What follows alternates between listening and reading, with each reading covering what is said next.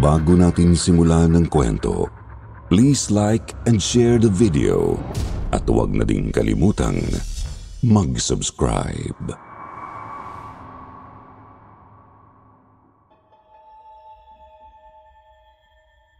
Nasubukan niyo na bang mapagtaksilan ng isang kaibigan? Dahil ako? Oo. Yun ay matapos baliin ng matalik na kaibigan kong si Patrick noon ang relasyon naming dalawa. Kapalit ng pera. Gamit ang isang malagim na lihim na itinatago nila ng asawa niya. Sa Sitio Bangungot at sa mga tagapakinig ng channel na ito, magandang araw sa inyong lahat. Ako nga pala si Royce. Nasa late 30s na ako at may-ari ng isang karinderya. Ito na ang bumubuhay sa amin ng asawa ko simula pa nung kami ay magpakasal. Araw-araw maganda palagi ang aming kita dahil malapit lang sa isang kolehiyo ang karinderya namin. Bukod pa roon, marami na ring nakapagsasabi sa amin na masarap daw ang aming luto. Kaya binabalik-balikan ng mga estudyante at mga kapitbahay namin ang aming mga panindang ulam. Idagdag pa na wala rin kaming kakumpetensya noon, kaya halos lahat yata ng customer ay hakot namin. Nung lumaki na ang puhunan namin, naisipan namin ng asawa kong gumawa ng extension sa aming kainan. May espasyo pa naman sa aming lote na balak ko sanang gawing hardin at pagtaniman, pero dahil sa dumadaming customer, gagamitin na lang namin yon para mas marami pa kaming ma-accommodate. Bumibili ako noon ng mga materyales na kahoy habang ang asawa ko naman na si Lotlot ay nasa palengke para bumili ng mga kakailanganin sa mga putahing iluluto namin, lalo na sa aming bestseller na pares. Napag-usapan namin ni Mrs. na susunduin ko na lang siya pagkatapos ng ginagawa ko dahil ako ang nagdadrive sa aming tricycle. Nabili namin ito mula sa kita ng karinderya. Ito na rin ang ginagamit namin para sa pamamalengke. Bandang hapon na yon nung magpunta ako sa palengke. Naipit pa nga ako noon sa traffic. Nagpapatugtog ako noon sa maliit kong speaker bilang pampalipas oras nang mahagip ng mga mata ko si Patrick, ang matalik na kababata ko na kasama ang kanyang asawa sa gilid ng daan. Isa sila sa aming kapitbahay na bumibili rin sa aming karinderya. Medyo malayo ang pwesto nila sa akin kaya hindi ko na sila pinagkaabalahan pang tawagin. Tutal, pagkikita naman kami mamaya dahil nga magkapitbahay lang kami. Hindi ko na dapat pa silang papansinin noon, pero nabuhay ang kuryosidad ko dahil sa nakita kong malalaking supot na dala nila na may kasama pang isang malaking kahon. Uy, mukhang may handaan kina pare mamaya ah. Ano kayang meron?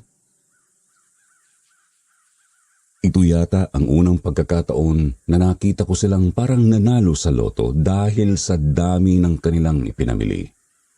Hindi ko man maisa-isa lahat ng binili nila pero kita kong may karne doon, mga isda at mga sarit-saring gulay. Mukhang may gaganaping party kako sa kanila. Kaya nagkibit balikat na lang ako at itinuon na lang ang atensyon sa kalsada. Naisip ko noon malamang aayain ako ni Patrick sa kanila kung sakaling may magaganap ng handaan.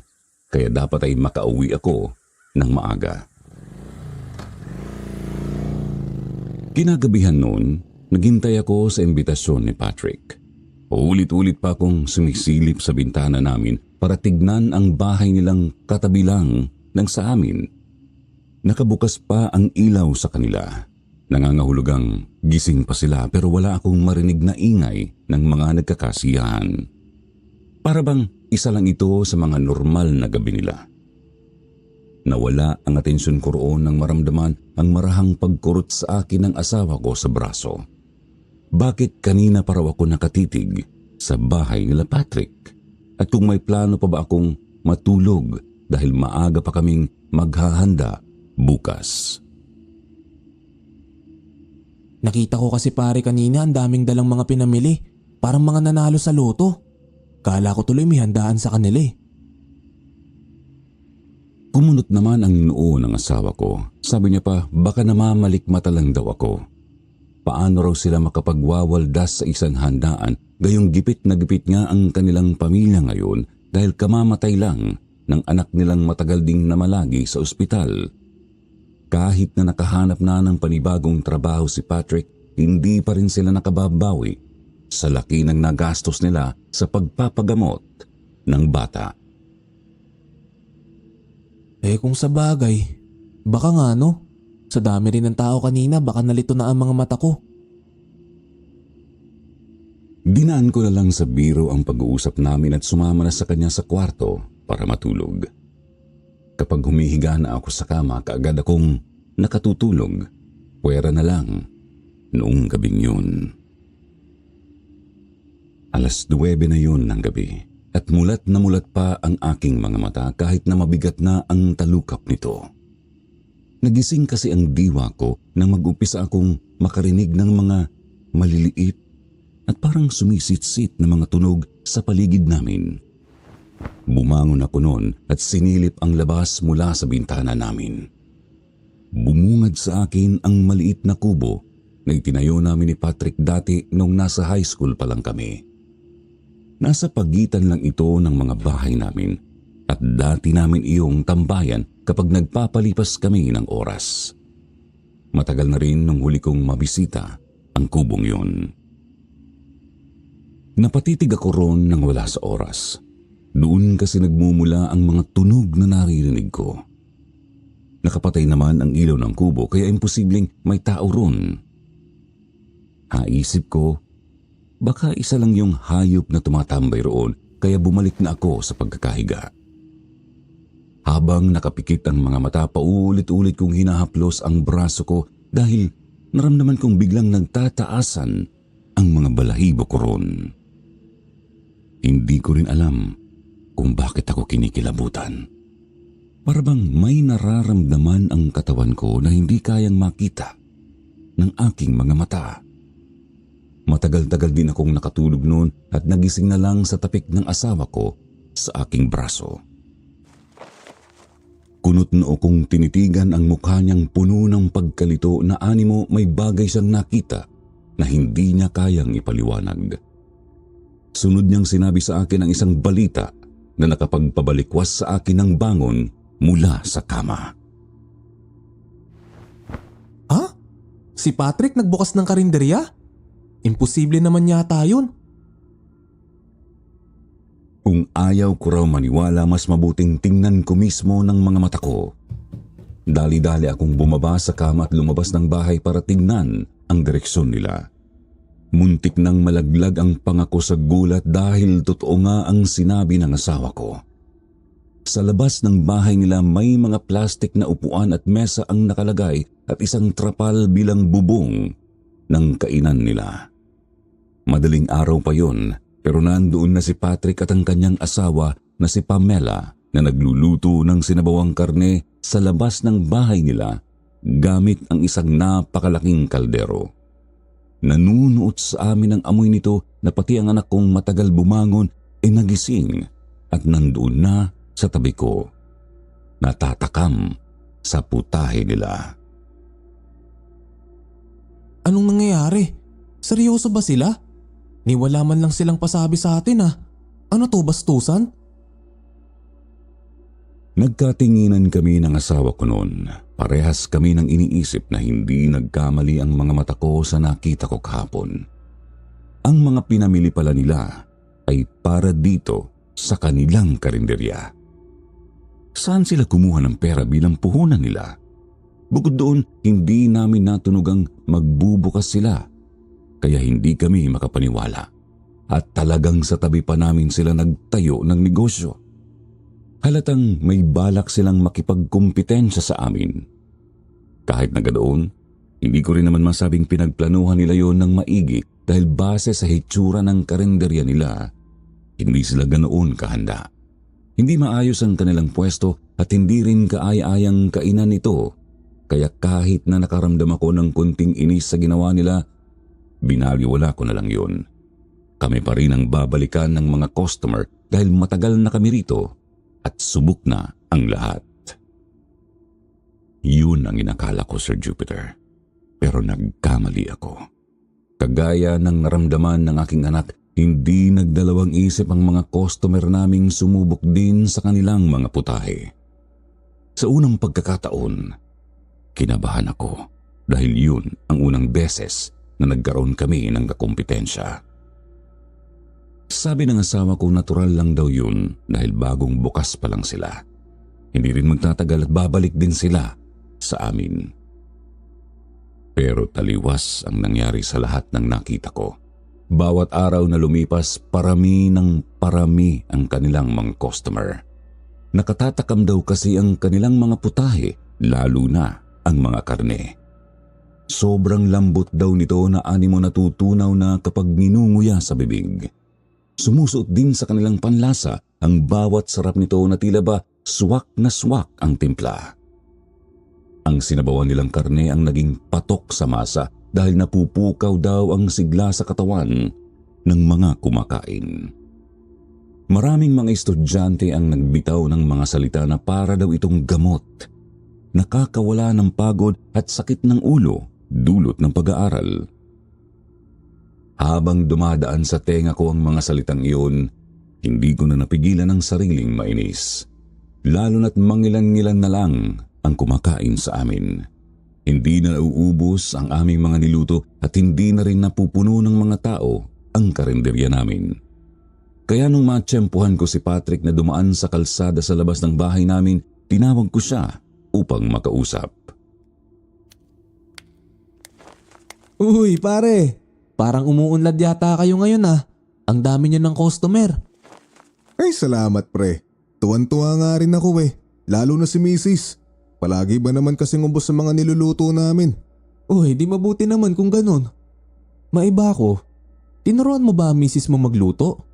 Nakapagtataka lang kasi, di ba ikaw na rin na nagsabi dati na wala siyang alam pagdating sa kusina? Isa sa mga rason kung bakit palaging bumibili sa amin sina Patrick at Pamela dati ay dahil ang kaya lang lutuin ng kanyang asawa ay puro mga pritong ulam. Bukod doon, kaya ako binuksan ang usapang ito ay nais kong ipaalala sa kanya ang dating ipinangako niya sa akin, ang pangakong hindi sa kailanman makikipagkumpetensya sa akin sa anumang klase ng bagay. Alam na ni Patrick dati kung gaano ko kagusto ang pagluluto kaya ang gusto niya ay suportahan ako. Kung nakalimutan na niya ang pangakong yun dahil sa ilang taon na rin ang dumaan, naiintindihan ko naman. Subalit hindi ako maniniwalang kahit katiting man lang na memorya, hindi niya maalala. Gusto kong marinig mismo sa bibig niya ang tungkol doon. Ayun ako. Yung asawa kong yun ayaw talagang umalis sa kusina. Nahumaling na yata sa pagluluto. Wala naman kasing hindi na pag-aaralan pare, di ba?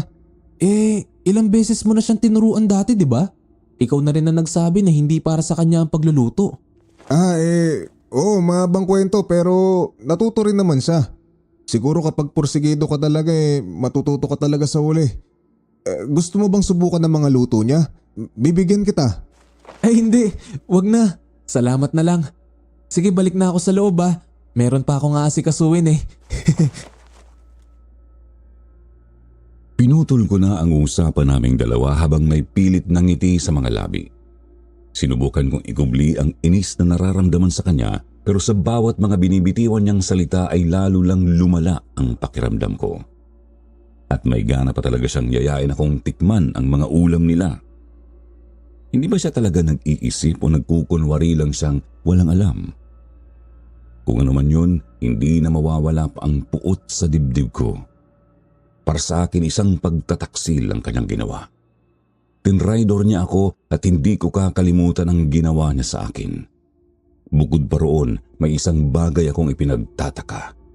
Habang kausap ko siya kanina, napapakamot siya sa batok at hindi makatingin ng diretso sa akin. Isang galawan na palagi nang ipinapakita sa tuwing may ayaw siyang sabihin sa akin.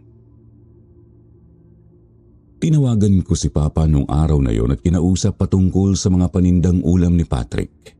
Hindi ko kasi talaga matanggap na bigla na lang gumaling sa pagluluto ang kanyang asawa. Pwera na lang kung pumasok ito sa isang cooking class. Pero wala naman silang pera para doon. Tinanong ko siya kung anong pwedeng ilagay sa ulam para sumarap ng ganoon na hindi na mapigilan ng mga customer na magpabalik-balik sa kanila. Sabi ni Papa, baka hindi karneng baboy ang ginamit nila. Baka karne daw yun ng aso. Si Papa kasi mahilig kumain ng karning aso dati nung bata pa lang ako. Lasinggero kasi yun noong kabataan niya pero nagbago naman nung medyo nagkaedad na. Ito ang palagi nilang pulutan sa tuwing umiinom sila ng kanyang mga kaibigan. Ang mga binigay ko raw na deskripsyon ay pasok na pasok sa naramdaman niya noon sa tuwing nakakakain siya ng karne ng aso.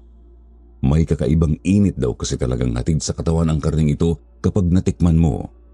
Kaya malaki ang hinala niya na ganoon nga ang nangyayari. Ho? Di ba bawal po yun? Saan naman po sila kumukuha na sandamakmak na karne ng aso? Yan ang hindi alam ni Papa. Wala raw siyang ideya. Baka raw kumukuha lang sila ng karne sa kung saan, kaya ganoon. Natapos ang aming tawag at naiwan akong nabagabag. Nakaupo ako sa isa sa mga upuan ng karinderya naming dalawa lang ang customer habang nakatingin sa bantay naming aso.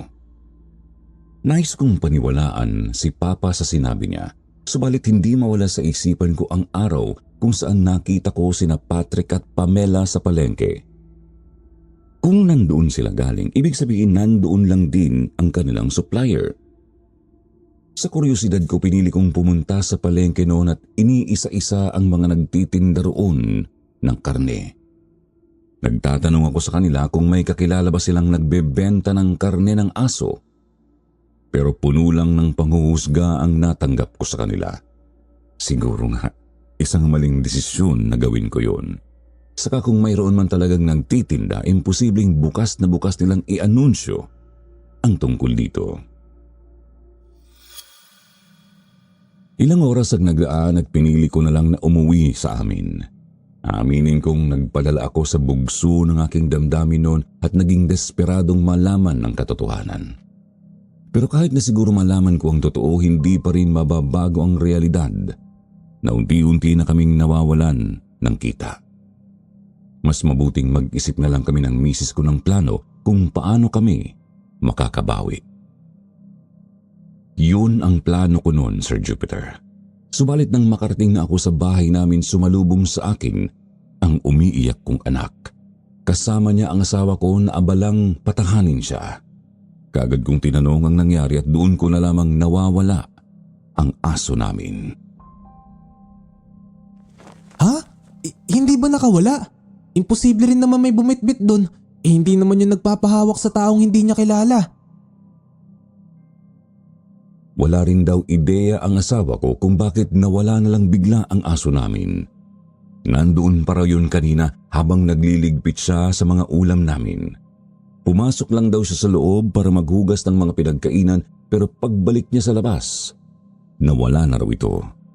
Wala siyang narinig na mga pagtahol o bakas man lang ng pagpupumiglas.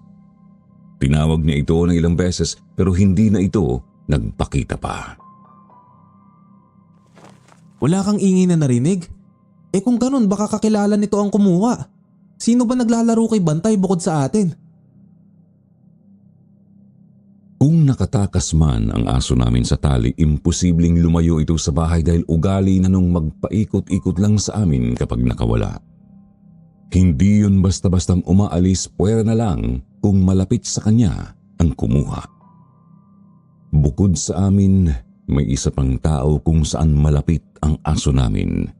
Yun ay walang iba, kundi si Patrick. Hindi kaagad ako ng dalawang isip na sumugod sa kanila. Hindi ko pinansin ang mga nagtatakang titig ng mga kumakain doon at dumiretso kay Patrick na abalang mag-serve ng pagkain. Bagya ko siyang itinulak dahilan para malaglag ang daladala niyang bowl ng sinabawang karne at matapon ng laman. Mabilis na nagsalubong ang kanyang kilay sa galit at sinigawan ako. Ano ba pre? May problema ka ba sa akin? Ano sa tingin mo ang ginagawa mo ah? Oo. Saan mo tinago ang aso namin ha? Bakit mo siya kinuha? Siguro kakatayin mo siya, no? Nahihibang ka na ba? Hindi kita maintindihan. Sus! Tinatanggi mo pa. Inabisto na kita. Para sa kaalaman ng lahat na nandito, karne ng aso niyang ginagamit nyo. Hinawakan niya ng marahas ang braso ko noon at kinaladkad ako palabas dahil sa salitang binitiwan ko.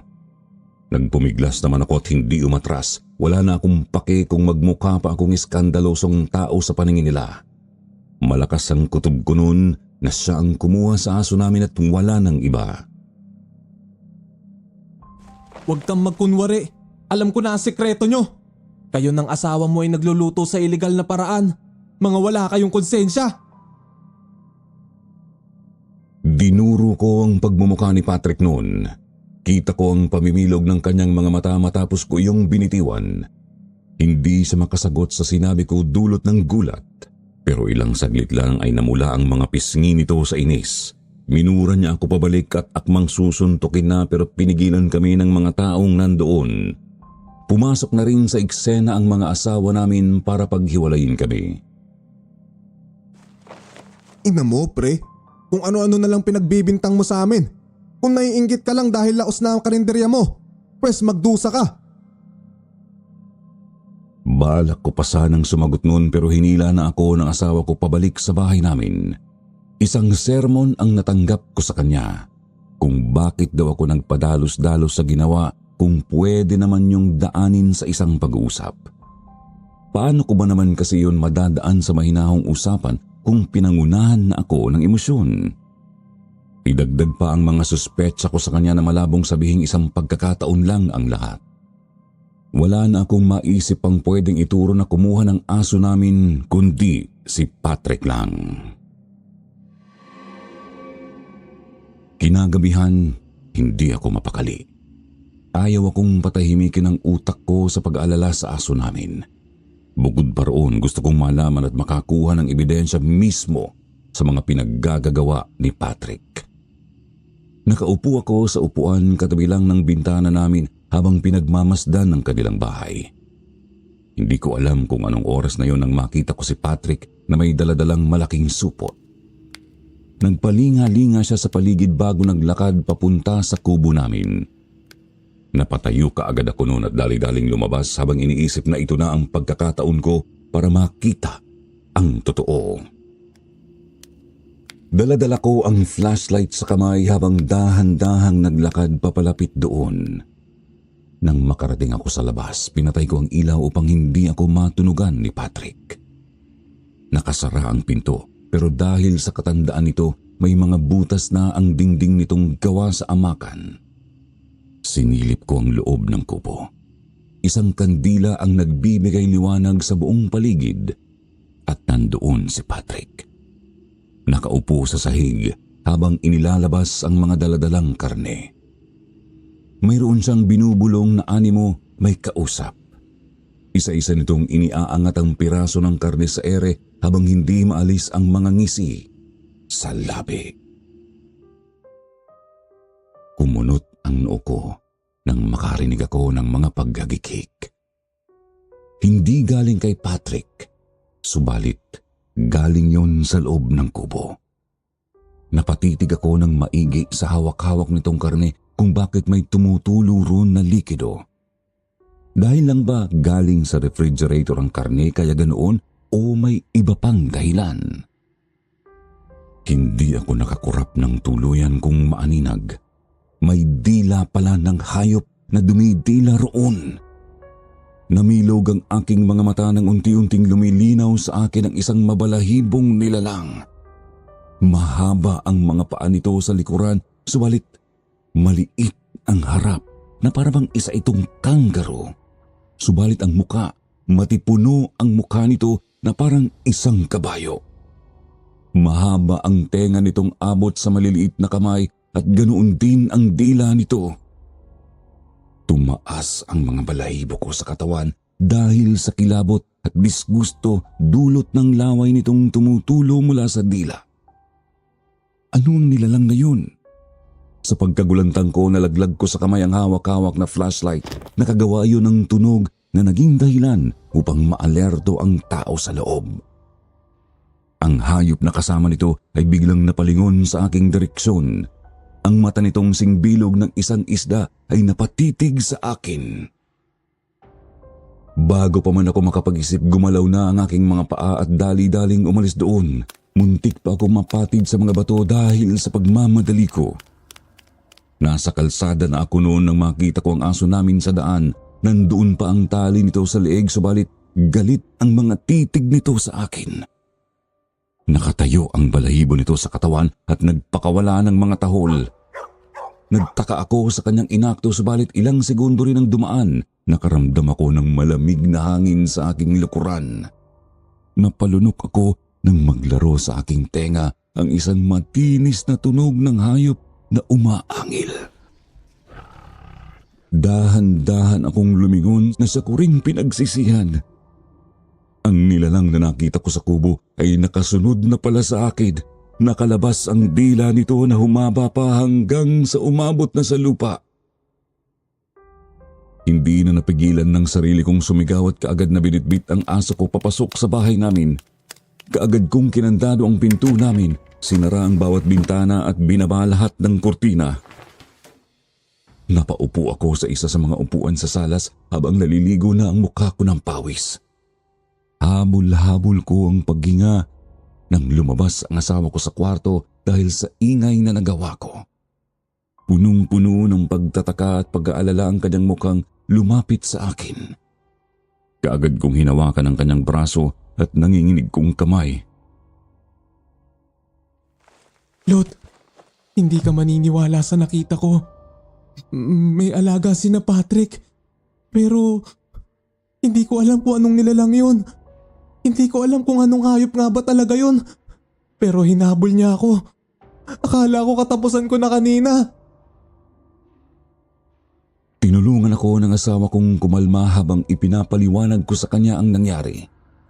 Sinabi ko sa kanya ang nakita ko at halos siya ay hindi rin mapigilan ng sariling kilabutan.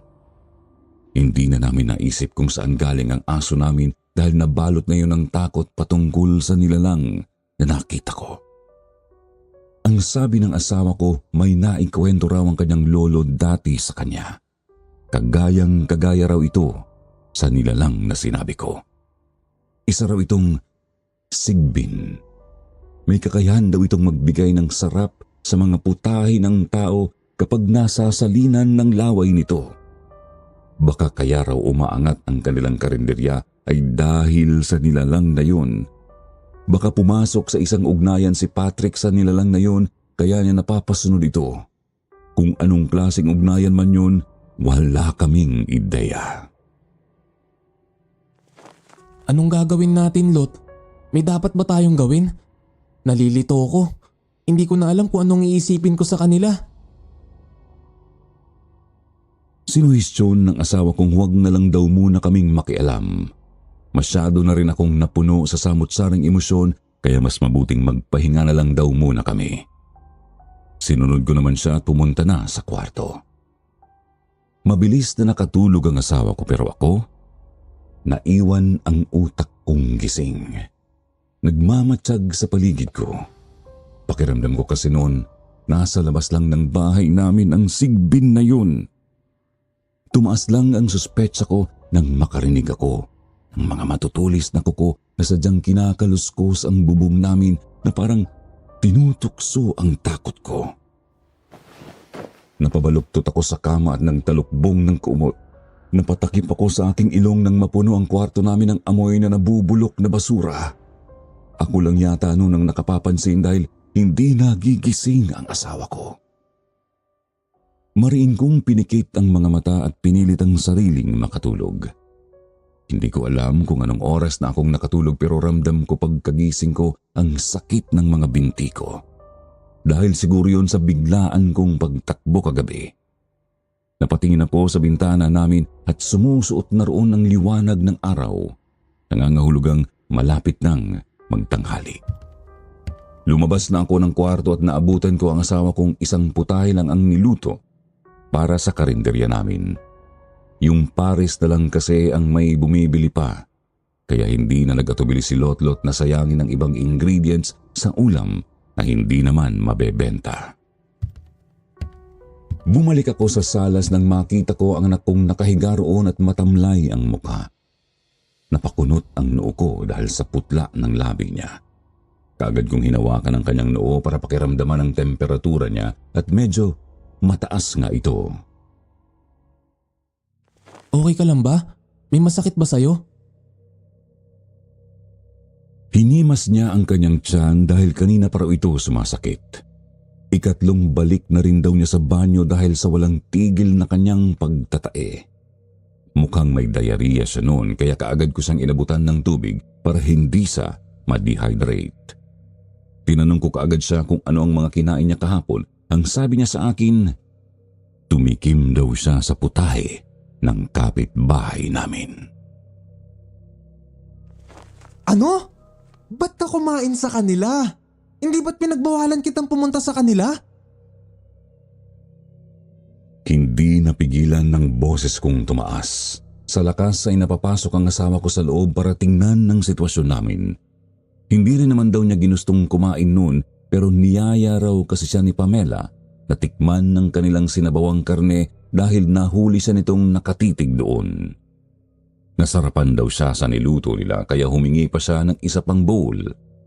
Okay pa naman daw ang pakiramdam niya kahapon pero pagkagising niya kanina, para na raw sinusuntok ang tiyan niya sa sakit. Basang-basa rin ang kanyang mga inilalabas sa tuwing tumatay siya. Napabuntong hininga na lang ako dahil wala na akong magagawa pa sa nangyari. Inasikaso ko ang anak ko at binigyan siya ng gamot para mapakalma ang kumukulo niyang tiyan. Tahimik lang akong nagbabantay sa kanya habang natutulog siya nang pumasok ulit ang asawa ko sa loob.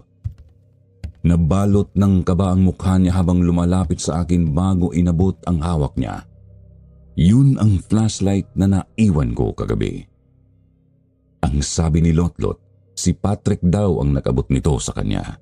Sabing ibigay ko raw sa iyo gayong naiwan ko raw iyon sa kubo. Napalunok ako nang magsimulang kumalabog ng mabilis ang aking dibdib.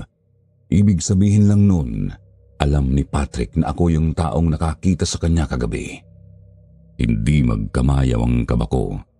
Natataranta sa posible niyang gawin. Ano na lang ang gagawin ko kung sakali mang gamitin niya ang nilalang na yun para sirain kami? Wala naman daw itong sinabing iba bukod sa pagsauli niya sa flashlight ko. Payo ng asawa ko sa akin ay huwag magpadala sa takot.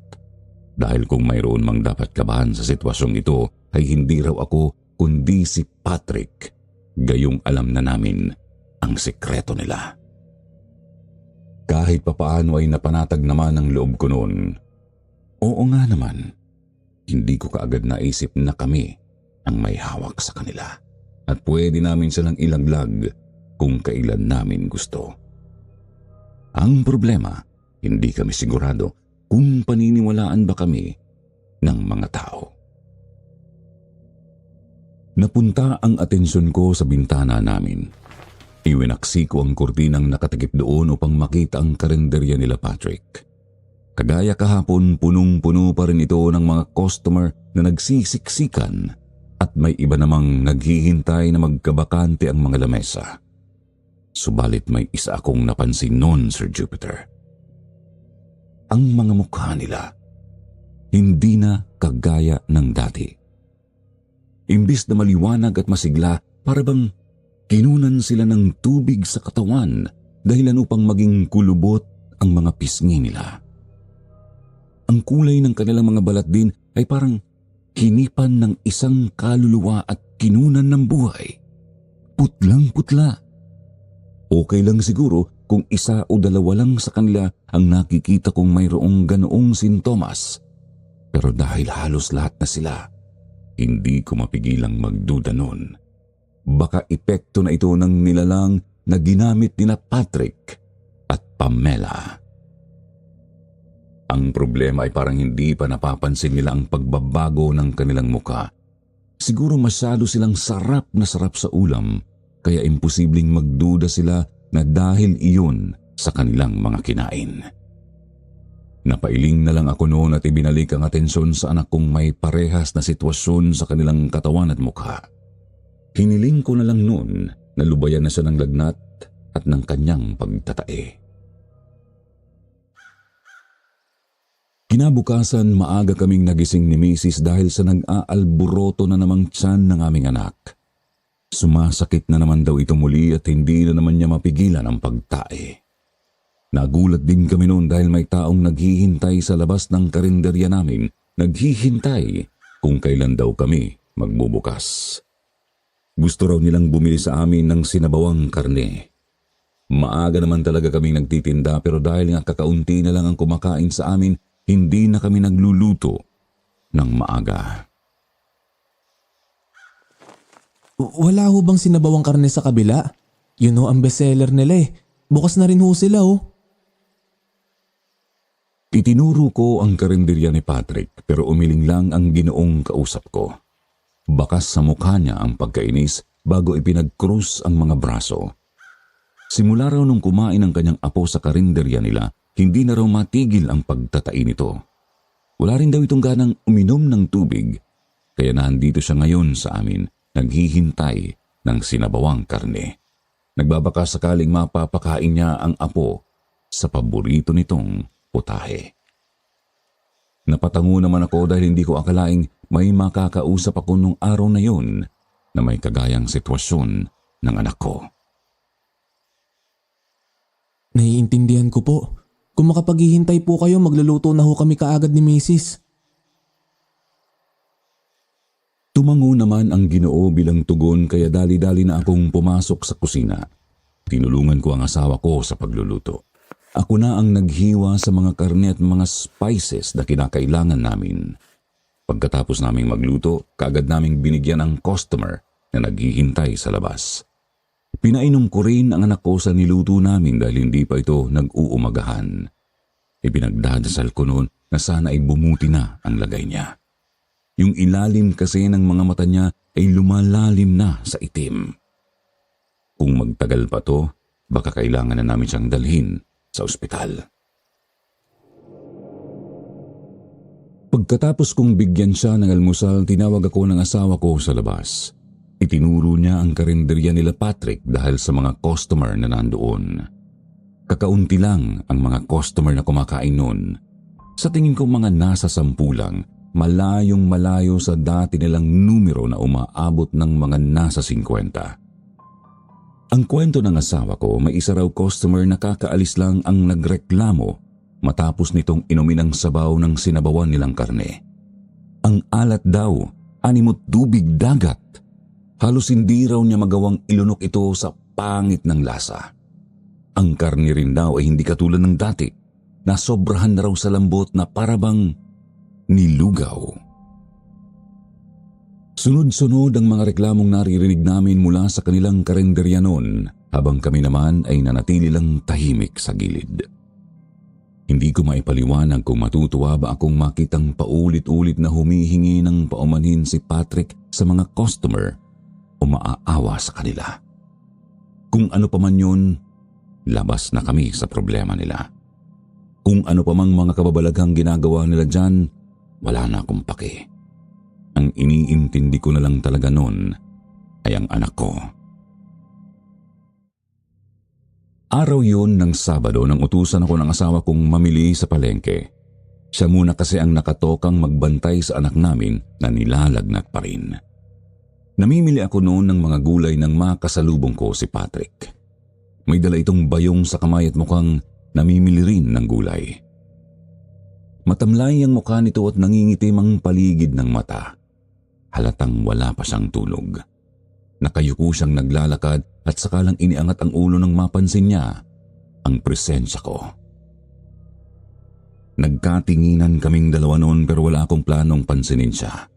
Hindi ko pa rin nakalilimutan ang pagtataksil na ginawa na sa akin at nandoon pa rin ang inis sa pakiramdam ko. Lalampasan ko na sana siya noon pero nagulat na lamang ako nang bigla siyang sumigaw sa harapan ko. Hayop ka, Royce. Kasalanan mo ang lahat ng to. Kasalanan mo kung bakit nagkanta leche-leche na kami ngayon. Ha? Anong pinagsasasabi mo? Hindi ko nagawang tapusin ang sasabihin ko nang bigla na lamang siyang nagpakawala ng isang mabigat na suntok sa aking pisngi. Dahil hindi ko yun inasahan, hindi rin ako nakaiwas at natangay sa lakas ng puwersa nito. Napaupo ako sa simento habang namilipit sa sakit. Bumalik sa isipan ko ang araw na unti-unti kaming nawawalan ng customer dahil sa kanila.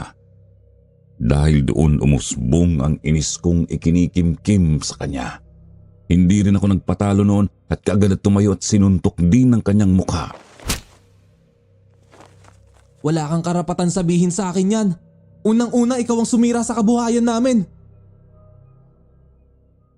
Nagpalitan kami ng suntok ni Patrick sa loob ng palengke hanggang sa pinaligiran kami ng mga taong pinaghihiwalay kami. Umuwi ako sa amin na putok ang mga labi at nagkapasa ang mga pisngi. Halos hindi ko maipaliwanag ng maayos sa asawa ko ang nangyari dahil sumasakit ang bibig ko sa tuwing magsasalita ako. Naudlot tuloy ang pamamalengke ko at hindi ko natapos ang iniutos sa akin. Kaagad akong inabutan ng ice ng asawa ko para sa aking mga pasa. Habang ginagamot niya ako, bakas sa mukha niya ang pamumula dahil sa galit. Mukhang hindi na rin yata makapagtitimpi ang asawa ko noon at susugurin na si Patrick kung hindi ko lang siya pinigilan. Sumusobra na raw kasi sila. Sila pa ang may ganang sisihin kami kung tutuusin kami ang agrabyado ng sobra. Nawalan kami ng customers at higit sa lahat bumaba ang kita namin. Ako rin hindi ko maunawaan kung bakit kami ang sinisisi ni Patrick.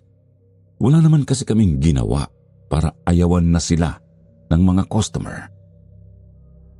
Napaisip ako ng maigi nung gabing yun at ang tanging pumasok lang sa utak ko ay tungkol sa sekreto nila. Baka dahil doon sa nalaman ko tungkol sa inaalagaan nilang sigbin kaya nagkaganon na ang negosyo nila. Malalim na ang gabi noon at napagpasya na namin ni misis ko na matulog matapos naming patulugin ang aming anak. Papasok na ako noon sa kwarto nang makarinig kami ng boses mula sa labas ng bahay namin. Kaagad naman kaming lumabas upang tingnan kung sino yon. Kumunot ang noo ko nang makitang si Pamela pala yon. Ang asawa ko rin ay kaagad napakrus ang braso at matalim na tinitigan ng babae. Pero bago pa ako makapagsalita, umeksena na si Lotlot at tinanong kung ano ang ginagawa niya sa bahay namin. Kung may balak daw ba siyang mag-iskandalo ay hindi rin daw niya siya uurungan. Huminga muna ng malalim si Pamela bago umiling. Naluluha ang mga mata nito at ang boses niya rin ay nanginginig. Imbis na makipag-away, humingi siya ng tulong sa amin. Si Patrick daw kasi hindi na makatayo pa. Pag-uwi raw nito kanina sa kanilang bahay bukod sa mga pasa nang hihina raw ang katawan niya. Pinagpahinga naman daw niya ang asawa dahil baka pagod lang. Subalit nung tinawag na niya ito para kumain, hindi na raw ito makabangon pa. Hindi na rin makapagsalita na parabang may nakadagan sa lalamunan. Pinipigilang lumabas ang kanyang boses. Nang marinig ko ang balitang yun, nagulat ako. Hindi ko mapigilang mag-alala para kay Patrick, subalit nanaig pa rin ang galit ko nung mga oras na yun, kaya agad kong tinanggihan ang paghingi ng tulong ni Pamela. Ba't ka naman hihingi sa amin ng tulong? Hindi mo ba alam na ako ang bumugbog sa asawa mo? Wala na akong pake kung ano pa mangyari sa inyo. Kagad na humingi ng paumanhin si Pamela sa amin. Wala raw kasi silang malapitang iba na posibleng tumulong sa kanila. Yung ibang kapitbahay namin ay ayaw rin silang pansinin dulot ng kanilang mga niluto na nakapagbigay sama ng pakiramdam sa mga tao. Subalit, hindi pa rin ako nagpatinag noon at itinaboy si Pamela. Hinila ko na papasok ang asawa ko sa loob at iniwang mag-isa ang babae sa labas. Pumasok na kami sa kwarto namin para matulog. Nang magising ako, hindi umalis sa isipan ko ang nangyari kay Patrick. Magsisinungaling ako kung hindi ako nakonsensya sa ginawa ko. Sa katunayan, gusto ko na talagang pumunta sa bahay nila para tingnan ang kalagayan niya. Matalik kong kaibigan si Patrick noon pa, kaya kahit may alitan sa aming dalawa, hindi pa rin yun sapat para tuluyan akong mawalan ng pake sa kanya. Ang asawa ko rin ay nag-aalala para sa lalaki. Katulad ko, gusto niya ring puntahan namin si Patrick. Bago pa man kami makapagdesisyon ni Lotlot, muling bumalik si Pamela sa amin at sa pagkakataong ito ay humahagulhol na. Dahil doon hindi na namin napigilang pumunta sa kanila. Naabutan namin si Patrick na nakahiga sa kanilang kama at hirap nang imulat ang mga mata. Nagtaas baba ang dibdib niya, halatang nahihirapan din sa paghinga. Nandoon pa rin ang mga iniwan kong pasa sa kanyang mukha, pero mas maitim pa ang kulay sa paligid ng kanyang mata. Ang buhok niya ay unti-unti ring nalalagas na parabang kaunting ihip lang ng hangin, matatanggal ito lahat. Muntik na akong maluha dahil hindi ko kayang titigan ang nanghihina akong kaibigan. Napansin ko na kahapon pa ang pamamayat ng kanyang katawan at ang kanyang katamlayan, pero hindi ko inakalang magiging ganito siya kalala. Diyos ko po, ano bang nangyayari sa'yo? Hindi ka naman ganito kahapon. Dapat na ba natin siyang dalhin sa ospital? Si Pamela sa aking tabi na humihikbi ay may suspetsa sa nangyari sa kanyang asawa. Ang may kagagawan daw ng lahat ng ito ay walang iba kundi ang sigbin na nakasama nila. Ang sigbin daw na yon ay nagpakita sa kanila pagkatapos nilang ilibing ang kanilang anak. Nalugmok sila sa utang noon dahil sa sandamakmak na loan na pinasukan nila para lang may maibayad sa pagpapagamot ng anak. Kahit na nakahanap na ng trabaho si Patrick, hindi pa rin yun sapat para bayaran buwan-buwan ang mga utang nila. Dahil doon, tuluyan na silang bumigay sa kagustuhan ng sigbin. Ang sabi nito, kaya raw sila nitong iahon sa kahirapan sa pamamagitan lang ng pagpapasarap ng kanilang mga ulam. Kahit na alam nilang masasaktan kami sa gagawin nila, hindi raw nila inisip yon na maigi dahil masyado na silang desperadong makaahon. Kabadong-kabado pa raw sila noon dahil baka nagsisinungaling lang ang sigbin sa kanila. Subalit, hindi. Binagsa kaagad sila ng mga customer dahil sa sarap ng kanilang ulam. Hindi rin mapigil ang kanilang saya noon dahil umaasenso na sila. Nalimutan na nilang may mga tao silang nasaktan at posibleng may kapahamakang dala ang pagpayag nila sa kagustuhan ng sigbin. Dumating nga ang araw na yon na tuluyang may nakaalam sa kanilang sekreto. Dahil nakita ko ang nilalang na yon at ang pinaggagawa niya sa mga karne simula raw nung araw na yon, hindi na nagpakita pang muli ang sigbin. Naglaho raw ito na parang bula at kasabay ng kanyang paglaho, ang pagkawala rin ng sarap sa kanilang mga niluto. Doon din nagsimula ang mga reklamo ng kanilang mga customer. Kung dati ay parang langit ang sarap nito, ngayon ay para na raw itong lason na nakapagbibigay sakit sa katawan. Labis na pinagsisihan ni Pamela na pumasok pa sila sa sitwasyong ito. Ngayon hindi na niya alam kung paano sila makakalabas sa problemang sila lang din ang lumikha. Nagkatinginan kami ng asawa ko noon. Nag-iisip sa posible naming maitulong sa kanila. Kung ang pangyayaring ang ito ay dahil sa kagagawan ng nilalang na yon, wala ring silbi kung dadalhin namin sa ospital si Patrick. Paniguradong ang sasabihin lang ng mga doktor ay walang problema sa katawan niya. Lot, baka may alam ang lolo mo na pwedeng pangontra sa mga sigbin. Yung anak din kasi natin hindi pa gumagaling eh. Nag-alala na rin ako para sa anak namin dahil hindi pa rin bumubuti ang kanyang kalagayan. Hindi naman ganito kalala kay Patrick pero baka kapag nagtagal pa, maging huli na ang lahat. Ayoko nang lumala pa ang kondisyon ng anak ko kaya nais kong makahanap ng solusyon sa problemang ito. Nung araw na yon, kinontak kaagad ni Lotlot ang kanyang lolo para magtanong tungkol sa mga sigbin. Kung nangyayari pa raw ang mga sakit na ito, hindi pa raw tuluyang umalis ang sigbin. Ang hula ng kanyang lolo ay pinili lang daw nitong huwag magpakita.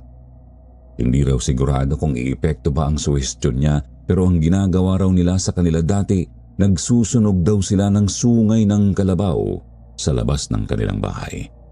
Yung usok daw na yon ang magtataboy sa mga sigbin dahil hindi raw nila gusto ang amoy nito. Bukod pa roon, araw-araw din daw na magwalis sa loob ng bahay gamit ang walis tingting dahil takot daw ang mga sigbin doon. Sensitibo rin ang kanilang mga tenga at ayaw nila sa nakaririn din itong tunog.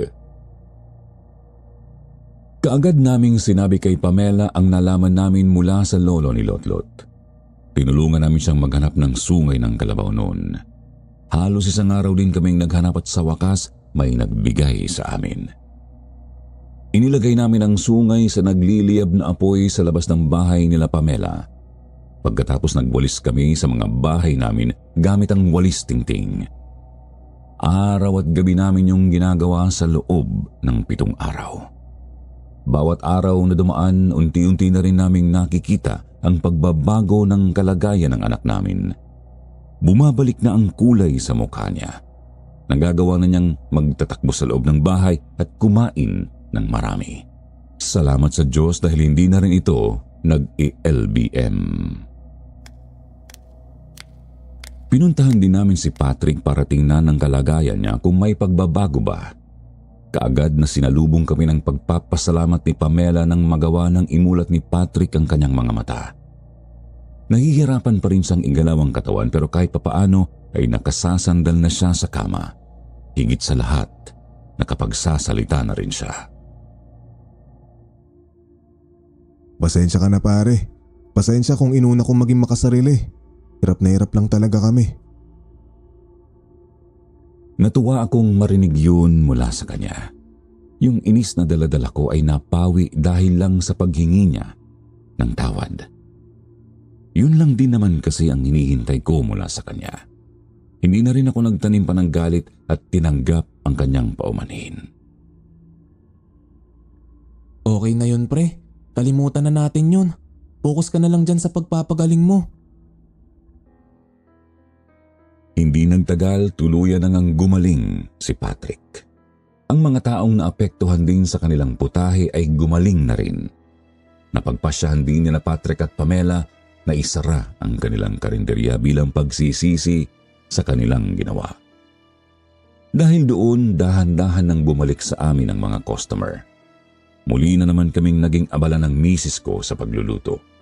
Yung mga materyales na binili ko nung nakaraan para sana sa mga bagong lamesa at upuan ay nagamit ko na rin sa wakas.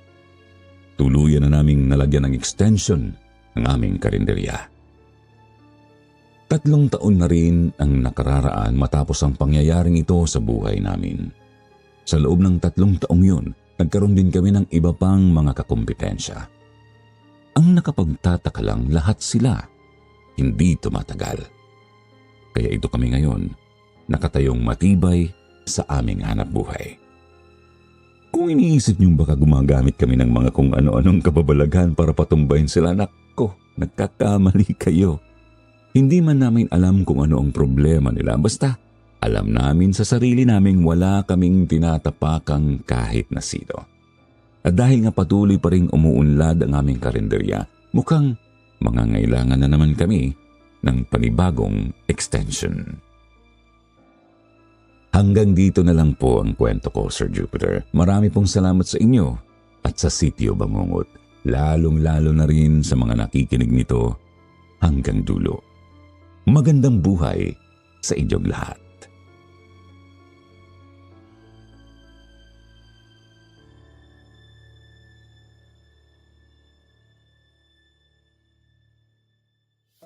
At ngayon naman, eto na siyempre ang shout-out portion. Shout-out kay Winter Bear, Maricel Gonzaga, Marites Giray, Nel Bernardo, Marie. Shout-out kay Marisa Lozada, Luz Miguel, Ronald Miguel, JZ Christy Alinday, at Lovelyn Vicente.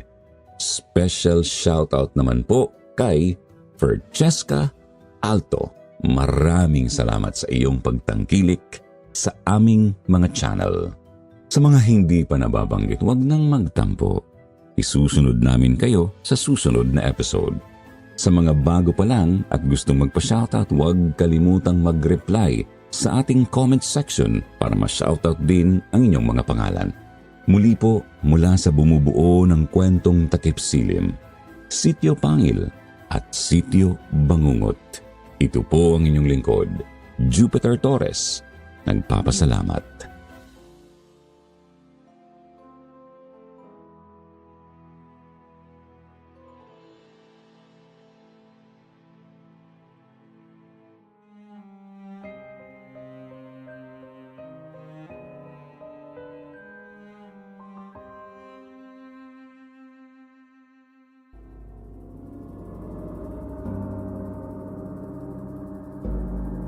Kabuti.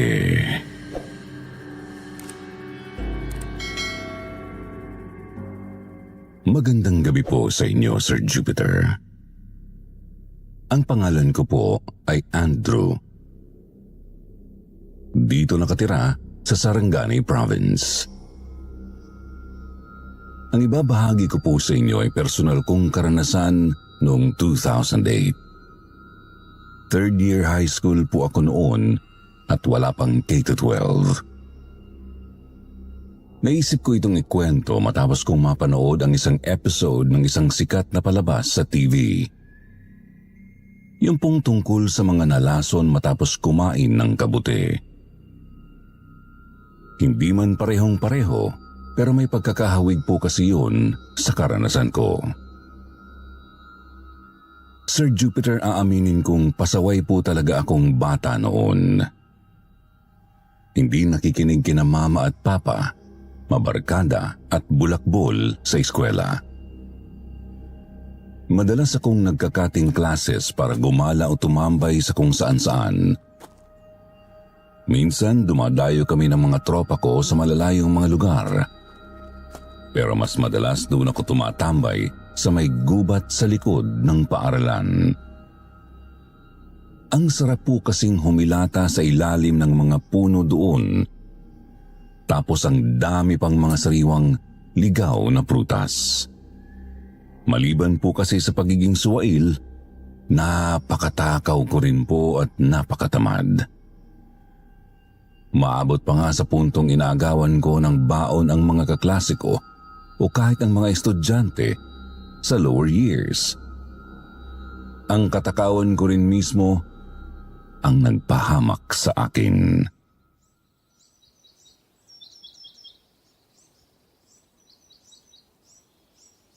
Buwan ng Hulyo po noon.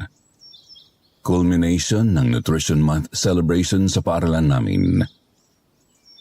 Nag-iikot-ikot ako sa mga classroom para manghingi ng iba't ibang mga pagkaing matipuhan ko. Gaya ng inaasahan, hindi lahat nagbibigay. Sa ngayon, naiintindihan ko na sila kasi pera naman nila ang ginastos para sa mga niluto nila. Pero dati napipikon ako kapag may ayaw mamigay sa akin. Ang ginagawa ko, tumitsyempo ako at nang hahablot ako ng gusto kong pagkain, sabay takbo. Alam ko po. Napakasama kong bata noon. Kaya nga kapag naiisip ko yun, napapasabi na lang akong, buti nga at dinanas ng batang ako ang isang nakapanghihilakbot na karanasan.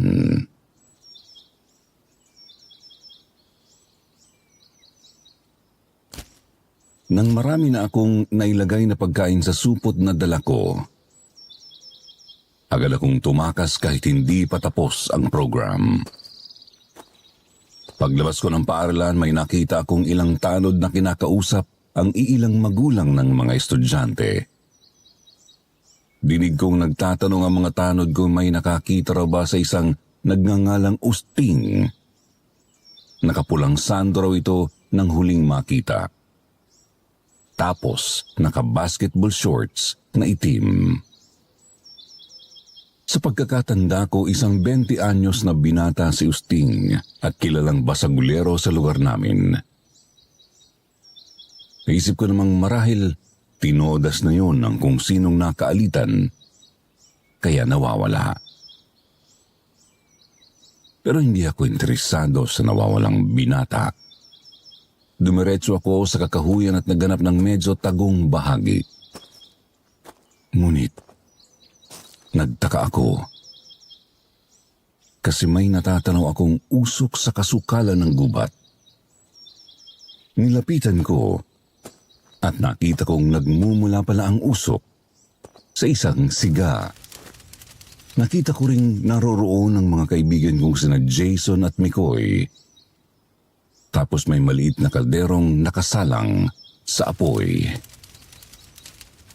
Lumapit ako sa kanila at nagtanong kung bakit naroroon sila.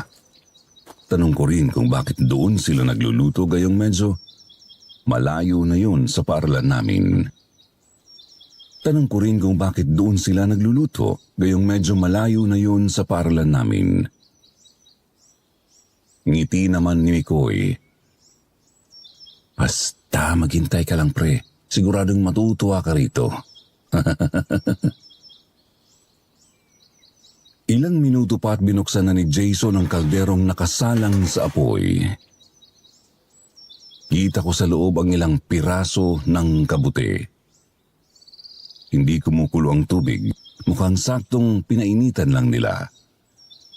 Pagkatapos nilagyan nila ng ilang pakete ng kape, tsaka ibinuhos sa 3 plastic na mga tasa. Noong una, ayaw ko sana kasi hindi naman ako mahilig sa gulay. Isip ko dati, simpleng gulay din naman ang kabute. Kaya malamang na nakakadiri para sa akin ang lasa noon. Pero inudyukan ako ng 2 na subukan lang ang nasabing inumin. Kapag naubos ko raw yung tasa, kakaibang karanasan daw ang matitikman ko. Wala raw sinabi ang paborito naming beer. Humigop ako. Hindi rin naman pala masama. Kasi natabunan naman ng kape ang lasa ng kabute. Humigop pa ako at humigop pa ng humigop. Hanggang sa naubos ko na ang isang tasa. Wala naman akong napapansing kakaiba sa sarili ko. Hindi ako nalalasing o tinatamaan. Sa totoo lang, hindi ko pa alam kung ano ba ang dapat kong maramdaman noon. Subalit kita kong napakalapad ng ngiti ng mga kaibigan ko. Sabi ni Jason maghintay lang daw ako ng mga kalahating oras. Kumain daw muna ako ng mga dala ko. Agad naman akong dumukot ng lumpia sa supot tapos binulyawan sila. Pinaglololo ko yata ako eh. Pinainom nyo lang ako niyang nakakadiring kabute para sa wala. Umupo ako sa ilalim ng isang puno habang pinagpipilitan nilang maghintay lang ako. Kumain tapos sumandal muna ako sa puno. Nanahimik lang din muna ako para namnamin ang preskong hangin at huni ng mga ibon. Lumipas ang mga minuto at naramdaman kong gising na ang diwa ko. Isip ko, epekto malamang ng kape. Pero hindi eh. Mas malakas. Mas nakabubuhay dugo at mas masarap. Nagpalinga-linga ako. Kita kong napakalalapad pa rin ang mga ngiti ng Jason at Mikoy. Tapos nasa kawalan ang tingin. Sumasabay sila sa pagsayaw ng apoy at usok sa gitna namin ng mga kaibigan ko. Kahit ang mismong sinag ng nakangiting araw ay sumasayaw din. Ang lagaslas pa nga ng mga dahon at huni ng mga ibon ay tumutunog na parang musika sa aking pandinig. Hindi ko po sigurado kung ilang oras na ang lumipas. Basta natauhan na lang ako ng palubog na ang araw. Masakit ang ulo at medyo nahihilo, pero di ko may tatangging sobrang nag-enjoy ako. Tinanong ko si Mikoy kung epekto ba ng kabuti ang naranasan ko. Tumango naman sila, tinuro nila sa akin kung paano makakamtan ulit ang ganoong pakiramdam sa pamamagitan ng kabuti. Tinuro nila sa akin ang tamang klase ng kabuti at kung paano ito ihahanda. Hindi ko nga lang ito idedetalya rito sa kwento sa iyo kung may mga has na subukan ang kalokohang ito.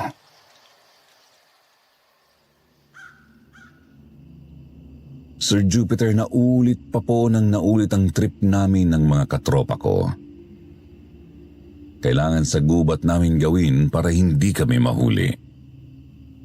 Baka kasi padampot kami sa mga taga-barangay o baka isumbong kami sa mga magulang namin. Medyo pahirapan din po ang paghahanap ng tamang klase ng kabuti. Hindi kasi kami pwedeng pakampante at baka mapahamak kami sa lason. Isang araw po nakahanap si Mikoy ng mapagkukuhanan ng mga kabuti. Isang tagong piraso ng lupang may mga pabilog na kumpulan ng mga kabuting kailangan namin. Tuwang-tuwa kaming tatlo kasi marami po talagang kabuti roon kaya hindi na kami mahihirapang maghanap sa masukal na gubat. Doon na rin po kami nagsiga malapit sa bahaging yun, Sir Jupiter. Mga 2:00 ng hapon po yun. Pumitas at nagluto kami ng kabuti tapos sinimulan ang trip namin. Umupo ako sa ilalim ng isang puno habang umiinom ng kapeng may kabuti. Nakatitig lang ako sa mga kabuting nakatanim pa sa lupa, ilang metro mula sa amin. Tinititigan ko ang mga kabuti. Tinititigan ko yung parang ulo nila. Nakakatuwa. Kasi ngumingiti sila sa akin, tapos sinasayawan nila ako.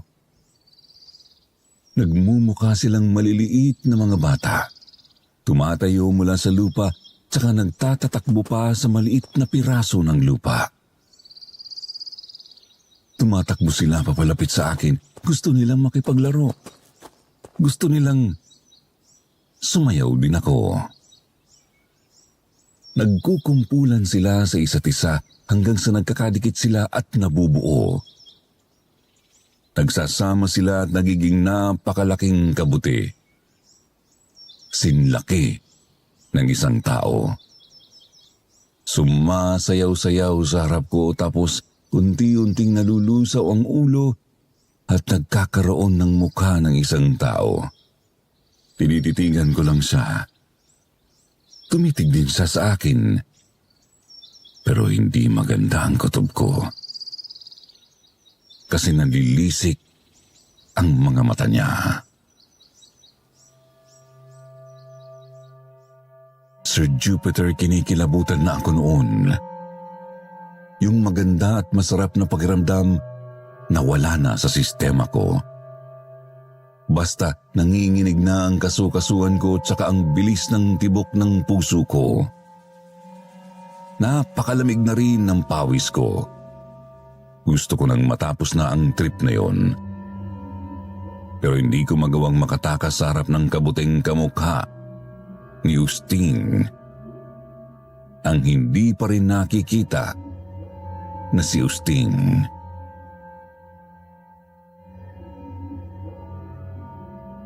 Bakit si Justine? Hindi ko alam, sir. Noong una, hindi ko po talaga alam. Hindi ko rin naman siya iniisip noon kaya nagtataka ako kung bakit siya ang nakikita ko sa halusinasyon ko.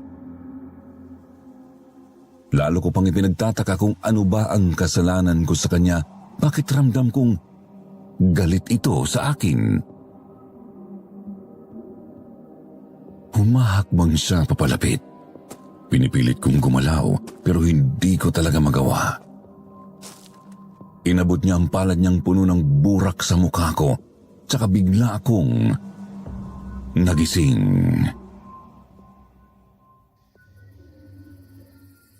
Gabi na po nang matauhan kaming tatlo at patay na ang apoy sa siga. Pansin ko kina Mikoy at Jason na hindi rin nila gusto ang nakita sa naging trip namin. Nagkakwentuhan kami at napag-alamang pare-pareho kami ng nakitang ilusyon. Higanting kabuti na naging kamukha ni Usting. Isa pa po sa ikinababahala namin, napakalakas talaga ng heart rate namin noon. Malakas kaysa sa karaniwan naming sabak. Naisip pa nga ni Jason na baka may lason ang kabuti sa pirasong yun ng lupa. Pero nangatwiran naman po si Mikoy na baka sadyang mas matapang lang at kailangan lang naming bawasan ang tinitira namin. Hindi lang talaga namin maintindihan kung bakit pare-parehong ang nawawalang si Usting ang nakita namin.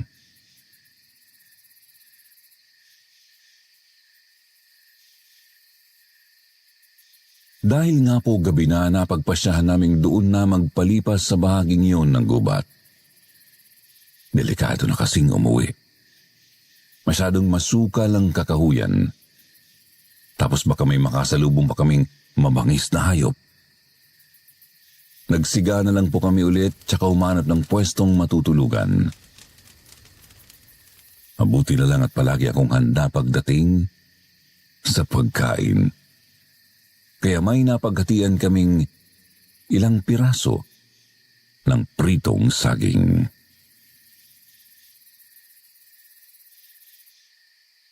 Malakas na ang huni ng mga kuliglig nang pumwesto na kami para matulog.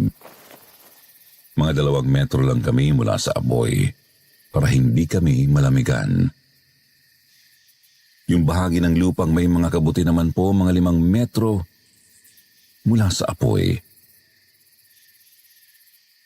Medyo masakit pa ang ulo ko, bagay na karaniwang epekto naman ng pagtira ng kabuti. Napapapikit pa po ako sa antok noon habang nakatingin sa sumasayaw na apoy. Subalit nang nakaidlip na sana, bigla ko namang naramdamang may papalapit sa amin mula sa mga kabuti. Napadilat ako. Lumingon at nanlaki ang mga mata ko nang makita ko si Usting. O mas tamang sabihin, ang kabuting kamukha ni Usting. Naaagnas ang balat at puno ng putik ang buo niyang katawan. Suot din ito ang gulag-gulanit na pulang sando at itim na basketball short. Mabagal pa siyang naglalakad noong una papalapit sa amin, pero bigla na lang siyang tumakbo habang nakatitig sa akin. Doon na ako napatayo at kumaripas ng takbo sa kasukalan ng kakahuyan. Madapa-dapa pa nga po ako kasi napakadilim ng paligid at maraming bato at ugat sa lupa. Subalit dahil sa matinding kilabot, pinipilit ko ang sariling mabilis na tumayo ulit at magpatuloy sa pagtakbo. Nagpalingalinga ako para maghanap ng daan. Ngunit purong kadiliman at mga puno lang ang naaaninag ko. Mga punong sumasayaw at nakangiti sa akin. Yung iba pa nga pinagtatawanan pa ako. Kahit ang huni ng mga kuliglig tila tunog hagik-hik na rin sa pandinig ko. Hanggang sa natisol ako ulit at hindi agad nakabangon. Bigla akong kinumbabawan ni Usting at habol hininga akong nagising. Humahangos akong napatingin kina Mikoy at Jason. Wala pa man kaming sinasabi, alam na naming magkakapareho kami ng bangungot. Isip namin baka epekto lang ng mas matapang na kabuti. Kaya siguro kailangan lang naming bawasan ang tinitira namin.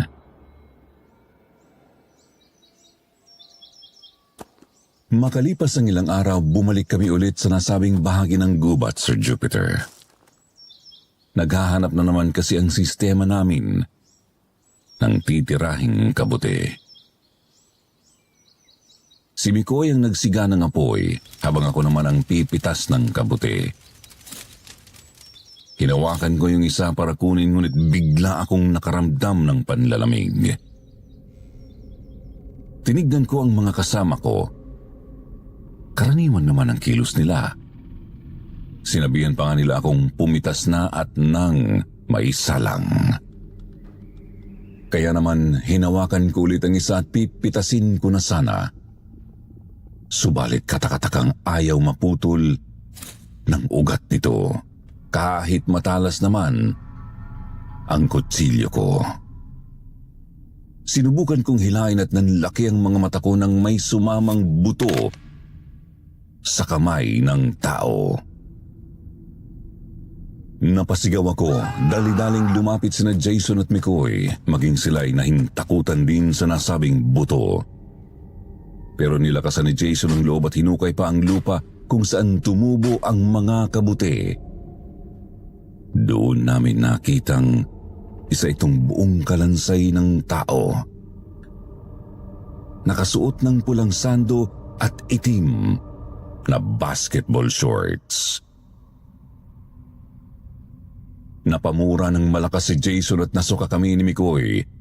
Naisip kasi naming tinira namin yung kabuting tumubo sa ibabaw ng bangkay ng isang tao. Yun ba ang dahilan kung bakit si Usting ang nakita namin sa mga halusinasyon at bangungot namin noong araw na yun? Kung oo, ibig sabihin ba nagmumulto siya? Nagkatulakan kaming tatlo kung sino ang magsasabi sa barangay na nahanap na namin si Usting. Pero wala may gusto kasi paniguradong mapapahamak kami. Kapag kasi nagsumbong kami, tatanungin nila kung anong ginagawa namin doon at kung aanhin namin ang ganoong mga kabuti. Siyempre po, ayaw naming mahuli. Opo, hindi iligal ang pagtira ng psychedelic mushrooms dito sa Pilipinas, pero ayaw pa rin naming sumugal. Baka kasi ikulong kami sa barangay o baka isumpa kami ng mga magulang namin. Ang bihira, ano? Mga dakilang pasaway pero pawang mga bahag buntot kapag nasa alanganin na. Sir Jupiter, alam kong maiinis po kayo at ang mga listeners sa naging desisyon namin. Napagkasunduan naming walang kakanta. Maghahanap na lang muna kami ulit ng kabuti sa ibang dako ng gubat. Tapos siguraduhin walang nakalibing na tao sa ilalim.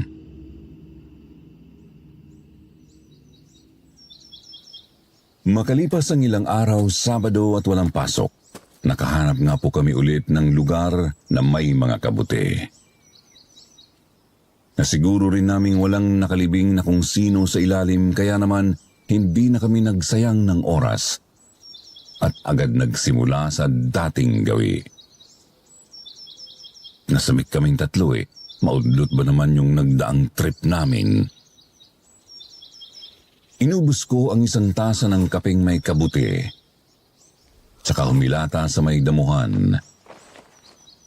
Si Mikoy naman sa paanan ng isang patay na puno, tapos si Jason sa tabi ng isang malaking bato. Unti-unti nang bumibilis ang tibok ng puso ko at nararamdaman ang saya at sarap na dulot ng kabuti. Napapangiti na lang ako habang nakatitig sa mga ulap.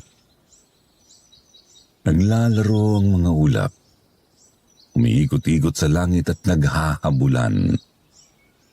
Nagtatawanan kasabay ng halakhakan ng araw, ng mga puno, at ng mga ibon. Ang saya nilang tignan. Ang saya nilang tignan mula sa tanghali hanggang sa takip silim. Subalit walang ano-ano'y biglang naging mga kabuti sa langit ang mga abuhing ulap.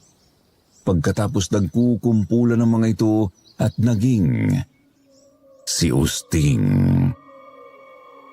Hinahabol ako ni Usting.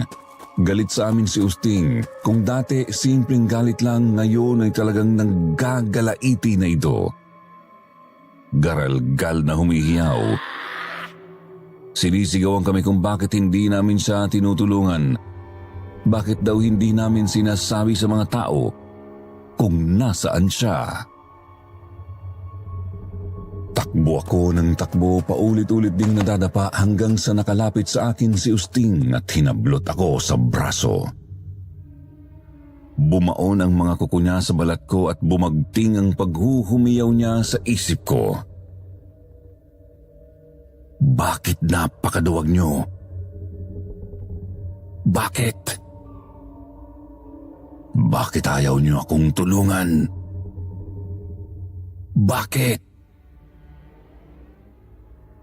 Sir Jupiter, todo na ang kilabot ko noon lalo na nang hinilata niya ako sa lupa. Inilapit niya ng gustong mukha sa akin at wala akong magawa kundi pumikit.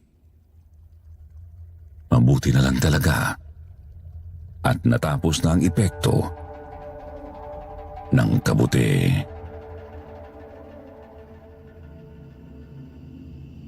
Humahangos akong bumangon mula sa pagkakahiga sa damuhan.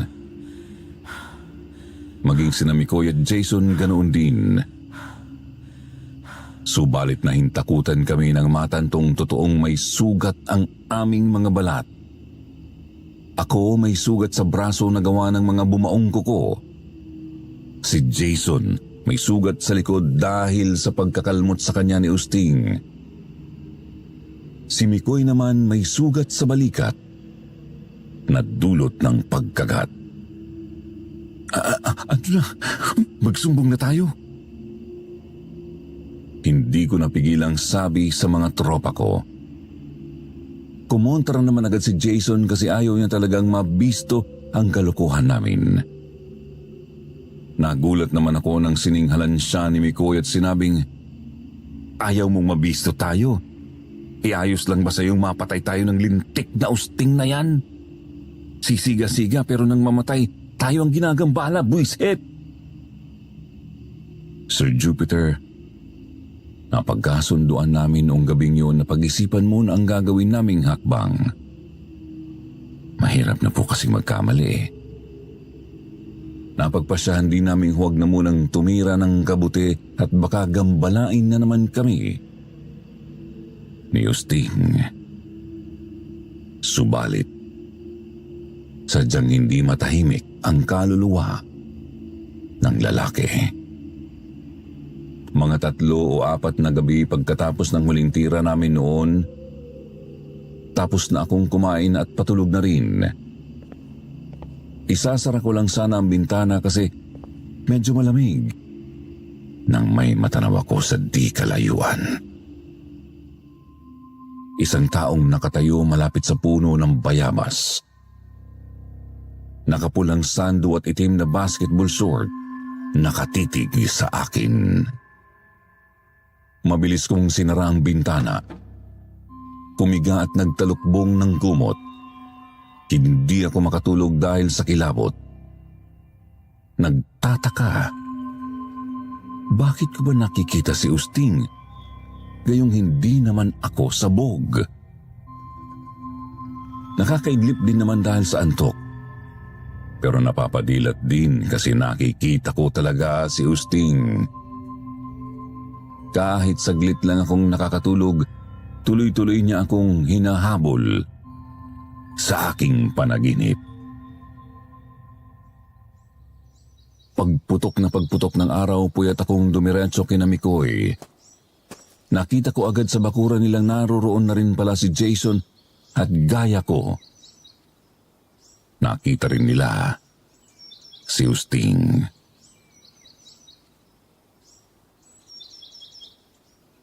Sir Jupiter, doon na namin napagpasyahang magsumbong sa barangay. Napuntahan din nila agad ang pinaglibingan kay Usting. Tapos nabisto nga ang kalokohan namin. Si Jason ipinadala sa Davao ng kanyang mga magulang. Si Mikoy pinatigil sa pag-aaral. Ako naman po, Binugbog ni Papa gamit ang sinturon. Saka tinali sa loob ng kulungan ng baboy sa loob ng isang buong 24 oras.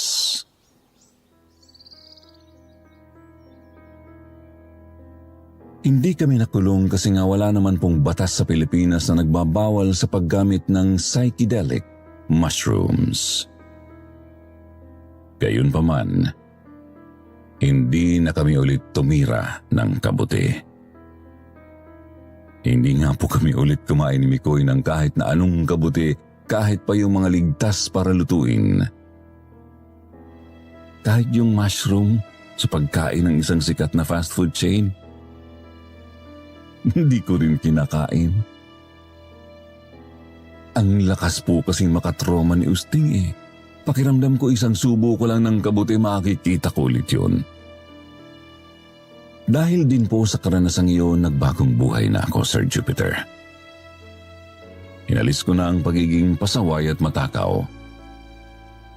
Nagtino sa pag-aaral hanggang sa nakatapos.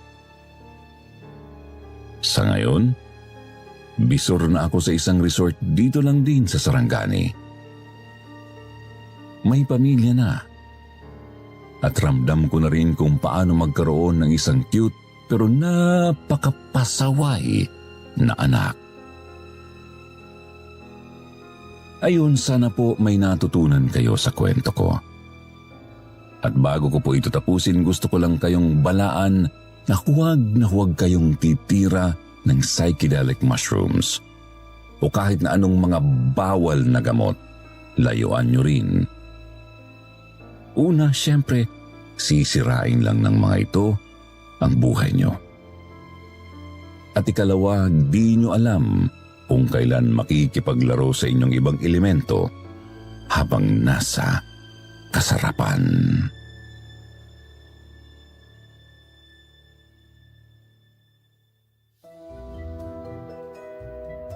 Ngayon, dumako naman tayo sa paborito ninyong shoutout portion.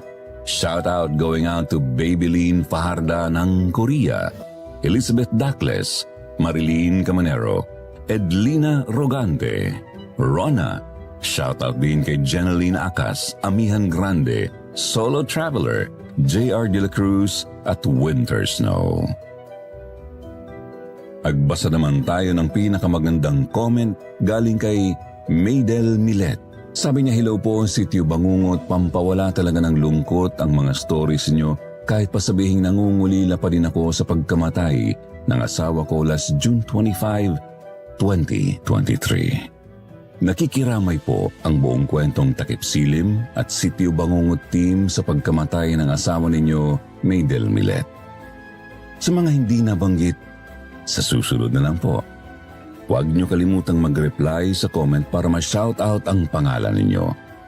Muli po mula sa bumubuo ng kwentong Takip Silim at Sitio Bangungot, ito ang inyong lingkod, Jupiter Torres.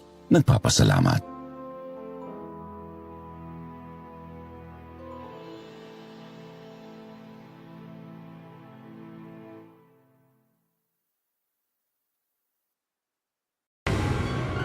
Bago natin simulan ng kwento, please